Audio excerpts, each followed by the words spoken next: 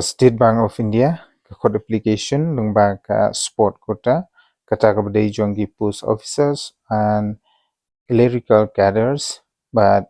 class date ban submit yaki application forms kande hadu khat sauterik nai bapra arjar sau. Min yapai mentai yaki negi post kaban kong post name kabadai jongi officers in sport person. Ka total number of posts kadon khat neutally, but nakamta ka age limit kende ki candidates ki baladap apoi do arpras nem but kandon ru ka apa age relaxation kabade sans nem handai kin ai hadu suppose nem khamtam e ya ki sport person ki bade ki st lane ki schedule tribes ka salary lane ki jingsiu kin yo ha ka pay level kabade sau prajar sospa prapho hadu propsan hajar khandai spa arpho kakerdan pule ka bapila ban apply na ka bata ki take post haneng kande ye ki candidates ki bala pandep ya ka graduation in any discipline but kumjuru ya ki sport qualifications kamtam ya ki candidates ki bala represent na ka banta ka country lani gari but kumjuru haki international games kata during the last 3 years kata kamut haki ni ki license name ki bala de kapus ka baal kapadai jongi clerical sport person ka total number of posts kadon hadu 68tylli ki post ka age limit apoi du live post name but kandon ka upper age relaxation kabadai sans name but kinairu shi post name na kabadai ki sport person kabadai ki schedule tribes ka salary kan namta ki clerical staff kande 4,000 sanpo tengka hadu 2,000 sauspa prapo tengka shibnai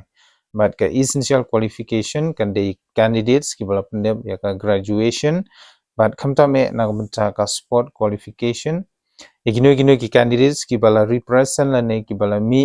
but ki bala shimbanta ha ki state but ki national events or district in state level events or the university or an inter university events kila ban apply na kabanta ketika post clerical in sport person na kabanta ban jit ya ki candidates lane ki applicants kat kum ka sport kota ka bang kan jit ya ki sport person kat kum kini ki pratali ki discipline lane ki games ki ba nagliang jong ka State Bank of India ka phai khamat kata ka badai jong ka basketball cricket football hockey volleyball kabaddi table tennis but ka badminton tikino ki candidates ki bala represent ha ki ki pratali ki games kabadai jong ka state lane national level ki la ban apply na ka ki post artali ki bangal adep ban bana shapi